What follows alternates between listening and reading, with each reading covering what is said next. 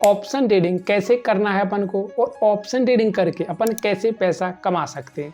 तो आज के वीडियो में आपको वो सब कुछ पता चल जाएगा जो आप पेड कोर्स खरीदते हो ना, कि अगर आपने पैसा दिया और फिर आपको मिलेगा वो सीखने के लिए कि भाई ऑप्शन ट्रेडिंग करना कैसे है और ऑप्शन ट्रेडिंग से कैसे पैसा बनता है। लेकिन अगर आपने आज का वीडियो देख लिया ना, तो आज आप फ्री में भी सीख सकते हो और वो भी हिंदी में सीख सकते हो कि कैसे ऑप्शन ट्रेडिंग करना है और कैसे आपको ऑप्शन ट्रेडिंग से पैसा कमाना है। तो मैं आपको पहले ही बता देता हूं कि अपन इस वीडियो में किस किस टॉपिक को लेंगे। सबसे पहला टॉपिक है भाई कि अगर आप जैसे कि ऑप्शन ट्रेडिंग कर रहे हो ना, तो आपको कॉल बाय करना चाहिए या पुट बाय करना चाहिए। इसमें मैं आपको पूरी तरीके से बताऊंगा कि आपको कॉल बाय करना चाहिए या पुट बाय करना चाहिए। ये पहला टॉपिक है। दूसरा टॉपिक क्या है, जैसे आप ऑप्शन ट्रेडिंग करते हो ना, तो ऑप्शन ट्रेडिंग आप कोई इंडेक्स में करते हो ना, जैसे तो इंडेक्स में आप अपना एसएल नहीं लगा पाओगे, तो आपको एसएल कहाँ लगाना चाहिए और टारगेट कहाँ लगाना चाहिए। तो दूसरा टॉपिक है वो इस पे ही है कि अपन को एसएल कहाँ लगाना चाहिए और टारगेट कहाँ लगाना चाहिए। ठीक है, ये दो टॉपिक हो गए। अब तीसरा टॉपिक में आपको क्या बताऊंगा कि जैसे मार्केट ऊपर जा रहा है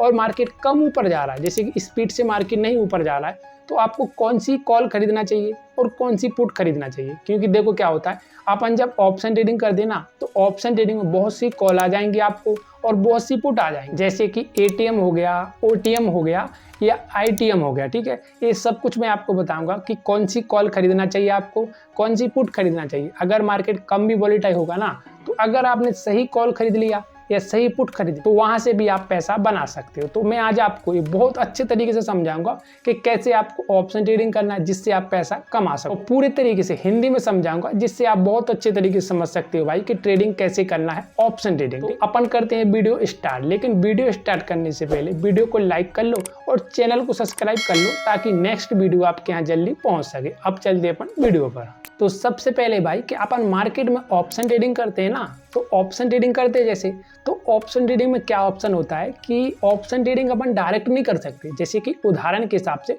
बैंक निफ्टी में ट्रेडिंग कर रहे हो, ठीक है, आपको लग रहा है कि मैं बैंक निफ्टी में ऑप्शन ट्रेडिंग करता हूँ, ठीक है, तो मार्केट में आप सीधा बैंक निफ्टी को नहीं खरीद पाओगे ना। ऑप्शन ट्रेडिंग कर रहे हैं ना, तो बैंक निफ्टी को नहीं खरीद पाओगे। तो आपके लिए क्या होगा कि एक वहां एक कॉल मिल जाएगी आपको और एक पुट मिल जाएगी। ऐसे कि मार्केट में एक कॉल है, एक पुट है, ठीक है। बहुत आसान तरीके से मैं आपको बता रहा हूँ जिससे आपको बहुत अच्छे तरीके से समझ में आ जाए। तो जैसे एक कॉल मिल गई आपको, एक पुट मिल गया ना, जैसे कि बैंक निफ्टी है ना, बैंक निफ्टी यहाँ से ऊपर जा रहा है तो आपको वहाँ कॉल खरीदना पड़ेगा। जैसे ही आप कॉल खरीदोगे ना तो मार्केट ऊपर जाएगा तो आपको पैसा बनेगा, ठीक है। लेकिन जैसे मार्केट में नीचे जा रहा है ना, और नीचे गया और आपने कॉल को ही खरीदा तो आपको लॉस होगा, ठीक है। तो जब नीचे जाए ना मार्केट तो आपको पुट को खरीदना है। आपने जैसे पुट को खरीदोगे ना और मार्केट नीचे जाएगा तो पुट में आपको पैसा बनेगा। मार्केट ऊपर जाए तो कॉल खरीदना है, मार्केट नीचे जाए तो आपको पुट खरीदना है। देखो यहाँ तक तो आपको समझ में आ गया कि मार्केट ऊपर जा रहा है तो मुझे कॉल खरीदना है, मार्केट नीचे जा रहा है तो मुझे पुट खरीदना है, ठीक है। ये बहुत अच्छे तरीके से आपको समझ में आ गया, ठीक है। अब मैं आपको बताता हूँ आगे कि आपको एसएल और टारगेट कहाँ लगाना है। तो देखो, आप जब ऑप्शन ट्रेडिंग करते हो ना, तो जैसे कि उदाहरण मैं बैंक निफ्टी का ही दे रहा हूँ, लेकिन मेरा ये उदाहरण नहीं है कि आप बैंक निफ्टी में ही ऑप्शन ट्रेडिंग करो। ऑप्शन ट्रेडिंग हर एक इंडेक्स में भी होती है और बहुत से ऐसे स्टॉक हैं जिसमें ऑप्शन ट्रेडिंग होती है, ठीक है। तो मैं उदाहरण के हिसाब से ही खाली आपको बता रहा हूँ। जैसे कि आप निफ्टी बैंक में ही आपको ऑप्शन ट्रेडिंग करना है, ठीक है। तो निफ्टी बैंक में जब आप ऑप्शन ट्रेडिंग करोगे ना, तो आप वहाँ एक कॉल बाय करोगे। जैसे मार्केट ऊपर जाने वाला है, आपको लग रहा है कि भाई मार्केट ऊपर जाएगा, तो आपको वहाँ एक कॉल बाय करना पड़ेगा। लेकिन जब आप कॉल बाय करोगे ना, तो आपने कॉल बाय कर लिया। जैसे आपने कॉल बाय किया ना, तो कॉल बाय करने के बाद आपको वहाँ एसएल लगाना पड़ेगा और टारगेट लगाना पड़ेगा ना। लेकिन ये बैंक निफ्टी में नहीं लगेगा, ये आपको कॉल में ही लगाना पड़ेगा। जैसे जो आपने कॉल बाय किया ना, उसी कॉल में जाके आपको एक एसएल लगाना पड़ेगा और उसी कॉल में आपको टारगेट लगाना पड़ेगा। लेकिन जो बैंक निफ्टी है ना, ये अलग तरीके से मूवमेंट करेगा और जो आपका कॉल का मार्जिन है ना, वो अलग तरीके से मूवमेंट करेगा, क्योंकि उसमें बहुत फर्क होता है। जैसे कि बैंक निफ्टी है ना, बैंक निफ्टी अगर 200 पॉइंट भी ऊपर चला गया ना, तो जो आपका कॉल है ना, वो 200 पॉइंट ऊपर नहीं जाएगा। कॉल का मार्जिन कभी कम या ज़्यादा बढ़ सकता है। तो इसीलिए आप समझना कि जो बैंक निफ्टी का जो चार्ट है ना, उस चार्ट पे आपको ना तो एसएल लगाना है ना टारगेट लगाना है। आप मार्केट एनालिसिस कर सकते हो कि भाई मार्केट ऊपर जा रहा है बैंक निफ्टी के हिसाब से, लेकिन जब आपको एसएल लगाना है ना, वो आपको लगाना है आपके कॉल में। जैसे आपने जो कॉल बाय किया ना, उसमें एसएल लगाना है, और अगर आपने पुट बाय किया ना, तो पुट में एसएल लगाना है। बिल्कुल सेम है, जैसे कॉल का हुआ वैसे ही पुट का हुआ, बिल्कुल सेम तरीके से आपको एसएल लगा लेना है और उसी में आपको टारगेट लगाना है। बहुत सिंपल तरीके से बता रहा हूँ कि आप समझ सकते हो कि भाई देखो मुझे एसएल कहाँ लगाना है, कॉल में, और जैसे आप मार्केट नीचे जा रहा है तो आपको पुट में ऐसे लगाना। इस तरीके से आप ऐसे लगा सकते हैं, ठीक है। अब मैं आपको बता देता हूँ कि आप जब ऑप्शन ट्रेडिंग करते हो ना तो कौन सी कॉल बाय करना चाहिए, क्योंकि मार्केट में जब आप जाओगे ना ऑप्शन ट्रेडिंग करने के लिए तो वहाँ आपको बहुत सी कॉल मिल जाएंगी और बहुत सी पुट मिल जाएंगी, जिस पे आप समझ भी नहीं पाओगे ना कि मुझे कौन सी कॉल बाय करना है, कौन सी पुट बाय करना है। तो मैं आज आपको वो बताऊंगा कि कौन सी आपको कॉल बाय करना है, कौन सी पुट बाय करना है, ठीक है। तो अपन बैंक निफ्टी का ही उदाहरण ले रहे हैं कि बैंक निफ्टी में कैसे अपन को समझना है, ठीक है। तो जैसे बैंक निफ्टी है ना, जैसे कि उदाहरण के हिसाब से बैंक निफ्टी चल रहा है 50,000 पे, ठीक है। बैंक निफ्टी सिर्फ 50,000 पे चल रहा है। तो अब आपको 50,000 के ऊपर दिखेगा ना वो कॉल दिख जाएगा, और 50,000 के जो नीचे दिखेगा ना वो आपको पुट दिख रहा है, ठीक है। आप समझ लेना कि ऊपर का कॉल है और नीचे का पुट है, ठीक है। मार्केट ऊपर जा रहा है तो आपको कॉल खरीदना है, मार्केट नीचे जा रहा है तो आपको पुट खरीदना है, ठीक है। ये आप समझ लेना।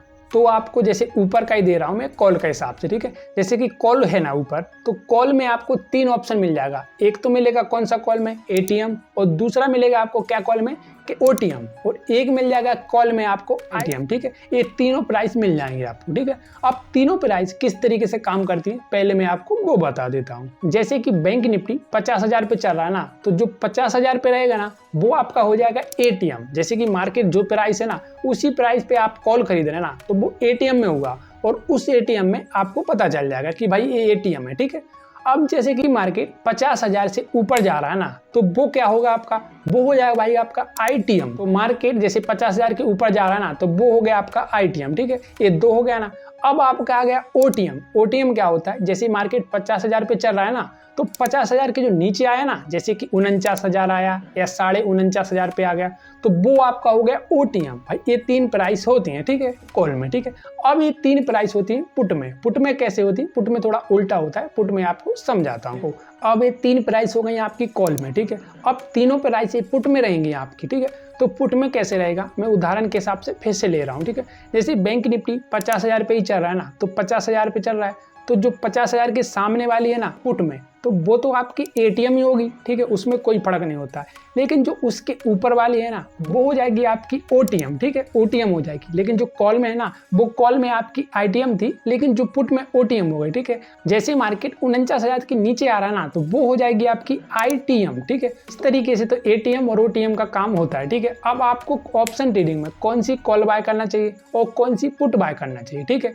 जैसे कि आप सोमवार और मंगलवार ट्रेडिंग कर रहे हो ना, तो आप ओटीएम में ट्रेडिंग करो, ठीक है।